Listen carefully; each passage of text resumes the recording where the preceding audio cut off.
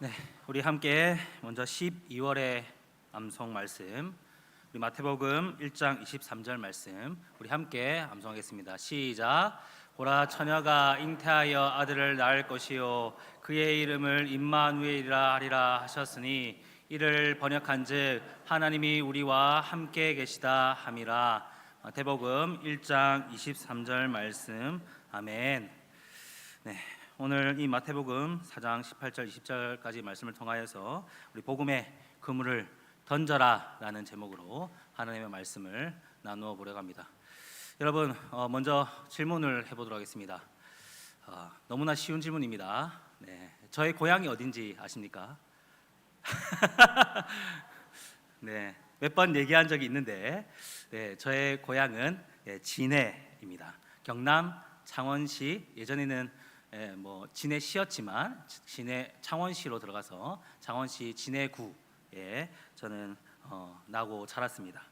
이 진해는 사실 울산에 비하면 너무나 작은 소도시입니다. 이번에 궁금해서 좀 찾아보니까 이 울산 총 면적이 얼마나 되신지 아십니까, 여러분? 1062km 정도 된다고 합니다. 울주군이 엄청 크더라고요. 울주군까지 포함해서 1062km나 되는 엄청난 면적을 가진 게 바로 울산 이 광역시입니다. 그에 반해 이 진해는 너무나 초라하지만 그 진해의 면적은 120km 정도 됩니다. 그러니까는 울산 북구와 남구가 한 120km 정도 면적이 되거든요. 그 정도 크기가 바로 제가 자라난 진해라는 지역입니다. 120km 이것도 사실 작은 크기가 아니지만 진해는 사실 실질적으로는 더 작습니다. 왜냐하면 이 120km 가운데서도 거의 반 정도가 해군 군사 지역이기 때문에 그것들을 제외한 나머지가 사실은 진해 사람들이 살아가는 면적이라고 할 수 있죠. 군사 지역에는 들어가지도 못하고 그곳에서 개발도 하지 못하니까 정말 진해는 사실 더 작은 정말 소도시라고 할 수 있습니다. 하지만 진해는 정말 작은 도시긴 하지만 제가 장담하건대 정말 진해는 살기 좋은 도시입니다. 울산도 살기 좋은 도시지만 정말 공기가 깨끗하고 물도 깨끗한 도시가 정말 진해입니다.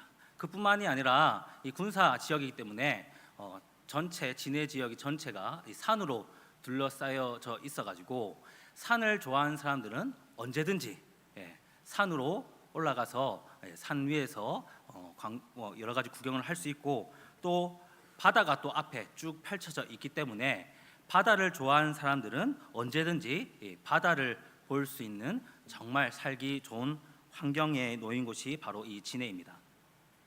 저는 산보다 이 바다를 정말 좋아했기 때문에 저의 어린 시절 추억의 대부분 이 바다를 끼고 추억을 많이 만들었습니다. 저희 와이프에게 프로포즈했던 장소도 바로 이 바다를 끼고 정말 멋있게 프로포즈 못했습니다. 자그마한 선물 하나 가지고 내랑 사귀자 이렇게 남자답게 했던 기억이 있는데 어쨌든 이 진해라는 지역은 바다를 빼놓고는 지체라고 할 수 있을 정도로 이 바다를 느끼고 지낸 사람들은 함께 이 바다와 함께 생활합니다. 그래서 진해에 나고 자란 사람들은 대부분 특히 이 남자들은 한 번쯤은 이 낚시라는 이 경험을 하게 됩니다. 왜냐하면 어디서 놀든지 어느 지역에 있든지 차를 타고 10분만 가기만 하면 바다를 볼 수 있고 그곳에 어디서든지 이 낚싯대를 던질 수 있기 때문입니다. 낚시 금지 구역이 거의 없습니다. 그래서 저도 낚시 자체를 즐기는 것은 아니었지만 늘 이 청년 때에 낚시를 잘 하지 못해도 친구들과 함께 늘 낚시를 가서 고기를 잡았던 기억이 있습니다. 그래서 저도 좀 이 고기를 잡았을 때 그 손맛을 압니다. 그래서 왜 남자들이 그렇게 낚시에 미치는지, 그리고 낚시에 미치면 왜 그렇게 가정에 악영향을 미치는지 너무나 잘 알고 있습니다. 저희 아버지도 제가 어렸을 때 낚시에 미친 적이 있으셔가지고 이 낚시 도구에 수백만 원이라는 돈을 투자했던 분이셨습니다. 그래서 허구날 어머니가 저희 아버지에게 했던 말이 뭐냐면 허구날 빈통으로 돌아와가지고 물고기 배나 채우지 그럴 거면 업을 해가지고 돈이나 좀 벌어라. 이런 말이 늘 18번이었습니다. 그럼에도 불구하고 아버지가 그런 꾸중을 들었다는 것은 그렇게 낚시를 잘 하지 못하는 분이었음에도 불구하고 늘 시간이 나면 낚시를 가셨던 그런 기억이 있습니다.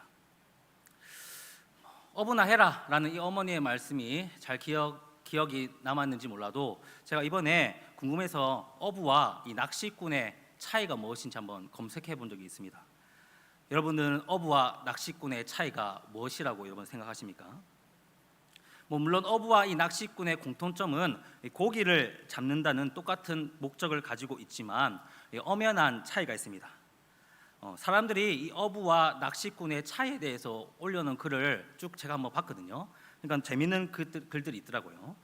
그 몇 가지를 좀 소개하면 고기가 돈으로 보이면 어부, 고기가 기록으로 보이면 낚시꾼, 돈을 벌려가면 어부, 돈을 쓸어가면 낚시꾼, 고기를 잡아야 살 수 있는 사람은 어부, 낚시를 해야 살 수 있는 사람은 낚시꾼, 고기를 잡아야 먹고 사는 사람은 어부, 고기를 잡지 않아도 먹고 살 수 있는 사람은 낚시꾼이라는 겁니다. 여러분 참 재밌지 않습니까? 여러분 이런 내용들을 제가 나름대로 정리해 보니 이 어부와 낚시꾼의 중요한 차이를 한 가지 발견할 수 있었습니다. 그것이 무엇이냐면 여러분 바로 이 사명감이라는 겁니다. 사명감을 가지고 어떻게 해서든 고기를 잡으려는 사람이 바로 어부라고 할 수 있고, 사명감 없이 오로지 내가 즐기기 위해서 취미 생활을 위해서 이 고기를 잡는 사람을 바로 이 낚시꾼이라고 할 수 있는 겁니다. 이 사명감이라는 것 차이로 어부와 낚시꾼이 갈릴 수 있다라는 겁니다. 여러분 오늘 말씀에서 보면 두 명의 낚시꾼이 아닌 이 두 명의 어부가 등장합니다. 바로 이 베드로와 안드레라는 사람입니다. 이 두 사람은 형제였습니다. 이 갈릴리 베세다 출신으로서 이 갈릴리 주변의 지역에는 한 30개 정도의 마을이 있는데 그 중에서도 이 베세다 출신으로 그 30개의 마을 중 가장 큰 어촌 마을이라고 할 수 있는 이 가버나움에 집을 가지고 있었던 사람들입니다. 어촌 지역이라 그들의 리그이긴 하지만 이 어촌 지역에서도 어떻게 보면 소위 번화가라고 할 수 있는 이 가버나움에 집을 가지고 있었다라는 뜻입니다. 여러분 그들의 배경을 우리가 살펴보건대 그들은 나면서부터 어촌에서 태어나 예수님을 만나기까지 이 어부로서 살면서 살았기 때문에 정말 전문적인 어부였다라고 할 수 있습니다. 여러분 사실 우리는 어부에 대한 편견을 조금씩 가지고 있지 않습니까? 어부라고 하면 우리는 쉽게 그들은 가난하고 무식한 사람들이다라고 생각하기 쉽지만 사실 이 베드로와 안드레는 가난하거나 무식한 사람이 결코 아니었습니다.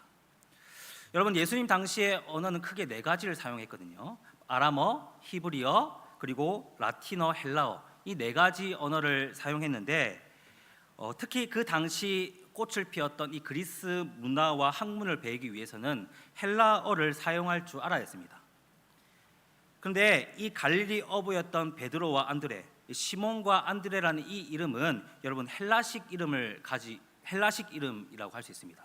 그래서 이러한 것을 배경을 봤을 때 이들은 이미 이 헬라어를 할 줄 아는 사람이었지 않나 그렇게 보고 있습니다.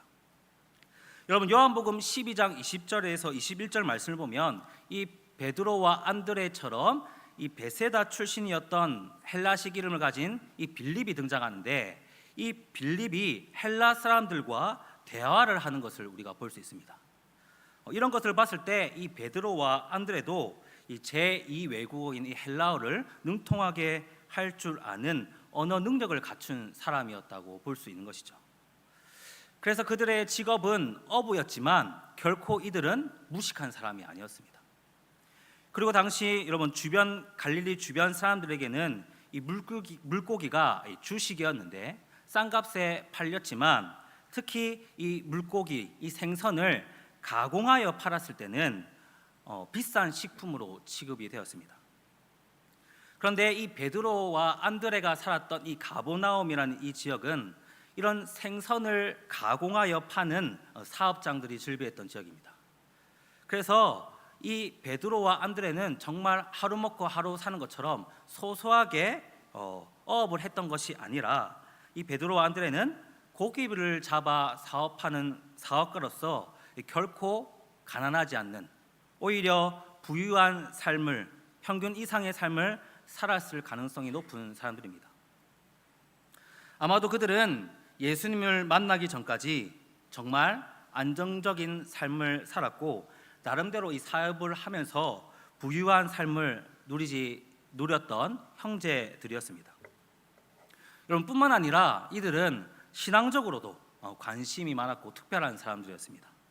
요한복음 1장 35절부터 보면 이 안드레는 예수님을 만나기 이전부터 이 세례 요한을 따라다니면서 세례 요한의 제자를 자처했었고, 또한 세례 요한이 예수님을 보고 하나님의 어린 양이다라고 이야기했을 때 이 안드레는 그 즉시 바로 예수님을 믿고 따랐습니다. 어떻게 보면 제일 첫 그리스도인이었다라고 할 수 있습니다. 그리고 그는 자신에게만 멈추지 않고 자신의 형제인 이 베드로에게까지 가서 예수님을 전하고 이 베드로가 믿음을 가지게 되는 것을 우리가 볼 수 있는 것이죠.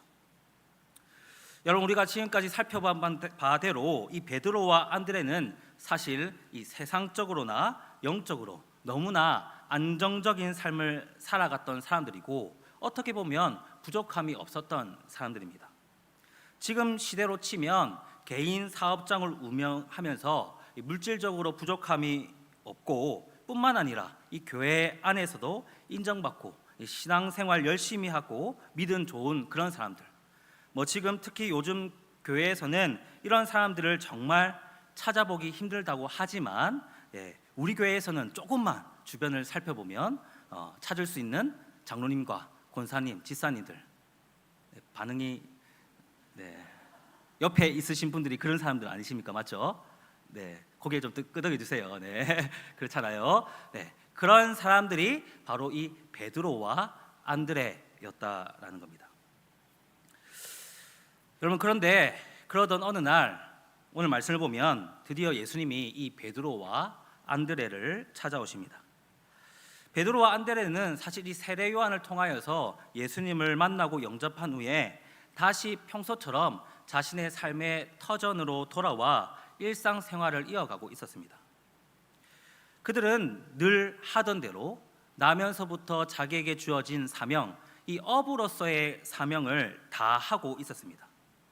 그런데 그들에게 예수님이 갑자기 나타나셔서 나를 따라오라라고 말씀하십니다. 여러분, 19절 말씀입니다. 우리 함께 19절 말씀 읽도록 하겠습니다. 시작. 말씀하시되 나를 따라오라.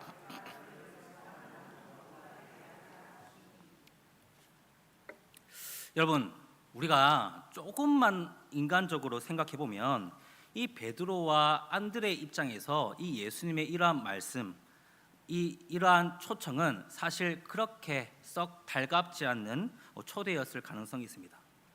여러분, 우리가 살펴본 것처럼 베드로와 안드레는 세상적으로도 부족함이 없고 안정적인 생활을 했을 뿐만 아니라 신앙적으로도 등한시하지 않고 착실하게 신앙생활을 했던 사람이라고 할 수 있습니다.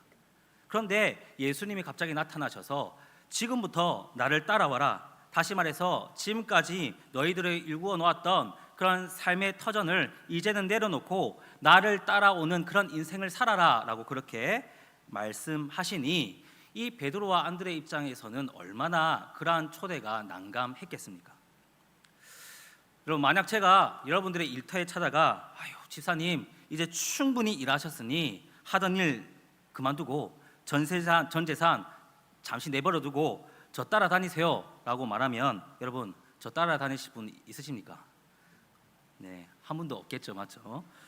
여러분, 제 말이 정말 그렇게 얘기했다면 정말 이상하게 들렸을 겁니다. 그런데 여러분, 오늘 본문에서 나타나는 예수님의 이 초청에서 더욱 중요한 부분은 그들에게 더 이상 고기를 낚는 어부가 아닌 사람을 낚는 어부가 되게 하겠다라고 말씀하시는 부분입니다.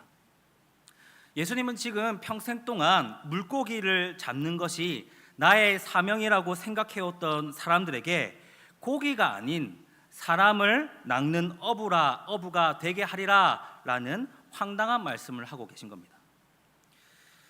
여러분, 물론 이 베드로와 안드레는 이미 세례 요한을 통하여서 예수님을 믿고 영접했던 사람입니다. 그럼에도 불구하고 그들이 다시 자신의 삶의 터전인 이 어장으로 돌아왔다는 것은 그만큼 그들의 삶에는 이 고기 잡는 어부로서의 일이 삶을 지탱하는 가장 핵심적인 기둥이었고 그들의 사명이었다라는 뜻입니다. 그런데 예수님이 그들이 평생 동안 유지했던 이 사명과 이 삶의 기둥을 수정할 것을 요구하고 계십니다. 더 이상 고기 낚는 어부가 아닌 사람 낚는 어부로서, 즉 복음을 전하는 복음 전도자로서 이제부터 살아가라고 그들에게 사명을 수정하도록 요구하고 계신 것입니다. 여러분, 평생 동안 고기 잡는 어부로서 사명을 가지고 살았던 이 사람들에게 예수님의 말씀은 너무 갑작스럽고 너무 무리한 요구를 하고 있다라고 생각이 들지는 않으십니까? 그런데 여러분, 여기서 정말 놀라운 사건이 벌어집니다. 여러분, 20절 보십시오. 20절 보면 예수님의 이러한 달갑지 않은 초청에 베드로와 안드레가 어떻게 반응하고 있습니까? 20절을 보면 그들이 곧 그물을 버려두고 예수를 따르니라 라고 말씀하고 있습니다. 베드로와 안드레는 이미 그렇게 하려고 준비된 것처럼 드디어 때가 왔다는 듯이 뒤도 돌아보지 않고 그물을 버려두고 모든 삶의 터전을 뒤로한 채 예수님을 따라가고 있습니다. 여러분, 우리가 앞서 살펴본 바대로 여러분, 그들은 가난하고 무식한 어부들이 아니었습니다. 가난하고 무식했기 때문에 예수님께서 갑작스럽게 따라오라 라고 했을 때 그들은 더 이상 잃을 것이 없고 오히려 더 그러한 삶이 좋았기 때문에 예수님을 따라갔던 것이 아니었다라는 말입니다. 오히려 그들은 평생 어부로서 자신의 삶의 터전을 안정적으로 꾸려놓은 상태였고 세상적으로나 영적으로 이미 부족함이 없었던 상황입니다. 그러나 여러분, 예수님이 그러한 초청을 하셨을 때 여러분, 그 이후의 삶이 사람의 낚는 어부가 어떠한 삶인지도 모르고 그 일이 지금처럼 먹고 살 수 있는지, 어떤 일을 해야 되는지, 불확실함과 불안함이 가득함이 자기 앞에 놓여져 있었음에도 그들은 지금까지 자신의 삶을 지탱해 준 그 그물을 버려둔 채 복음을 위해, 복음을 전하는 전도자로서의 사명을 감당하기 위해 이제는 예수님을 따라가겠노라고 결단하고 일어섰던 것입니다. 사랑하는 성도 여러분, 예수님은 지금도 사람을 낚는 어부로서의 사명을 가진 이 사람들을 세우기 위하여서 나를 따라오라라고 말씀하시며 우리를 부르고 계십니다. 예수님은 베드로와 안드레를 부르신 것처럼 우리를 부르셔서 사람을 낚는 어부로서 복음 전도자로서의 사명을 감당하기를 원하십니다. 그런데 여러분, 아무래도 오늘 말씀을 들으시고 심히 부담스러운 분이 계실 수 있을 것 같습니다. 복음 전도자로 산다는 것이 이 베드로와 안드레가 보여준 것처럼 꼭 모든 삶을 버려둔 채 오로지 복음 전도만을 위해서 살아가야 하는 것처럼 보일 수 있기 때문입니다. 그러나 여러분, 오늘 말씀은 단순히 모든 재산과 삶의 터전을 버리고 예수님의 제자로서 복음을 전하다가 죽어야 한다라는 그러한 결론이 아닙니다. 오늘 말씀의 중요한 결론은 우리가 현재 하나님의 은혜로 세상적으로나 신앙적으로 부족함 없이 안정적으로 살아가고 있다면, 그리고 우리가 그것을 추구하고 살아가고 있다면 그것으로 만족하고 끝나는 인생이 아닌 사람을 낚는 어부, 즉 복음 전도의 사명을 감당하는 사람들로서 주님 다시 오시는 그날까지 우리가 살아가야 한다는 것이며, 동시에 베드로와 안드레가 복음을 위해 자신의 삶을 지금까지 지탱해 준 그 그물을 버릴 만큼 복음 전하는 일은 정말 가치 있는 일이라는 것입니다. 여러분, 복음 전도는 우리가 소유할 수 있는 최고의 가치이며 최고의 사명입니다. 이번 주 주일 전도대 발대식을 시작으로 월요일부터 한신도유 아파트 전도가 시작되었습니다. 여러분, 혹시 아직까지 이 복음 전도가 나와는 관계없는 일이라고 생각하십니까? 혹시 나 하나쯤 하지 않아도 다른 분이 열심히 하겠지라고 생각하고 계십니까? 예수님은 지금도 저와 여러분들의 삶의 터전으로 찾아가 나를 따라오라, 내가 너희를 사람을 낚는 어부가 되게 하리라, 그렇게 여러분들을 부르고 계십니다. 그 부르심에 이제 내가 주님, 나도 복음 전도자로서의 사명을 가진 주님의 제자입니다 라고 고백하며 결단하는 시간이 되시길 바랍니다. 그래서 우리가 정말 이 한신도유 아파트 전도를 앞두고 우리가 함께 한 사람도 빠짐없이 이 복음 전도의 사명을 감당함으로 말미암아 우리가 정말 예수님의 제자된 삶을 누리고 그곳 안에서 우리가 은혜와 정말 놀라운 복을 누리는 저와 여러분들이 다 되시기를 소망합니다.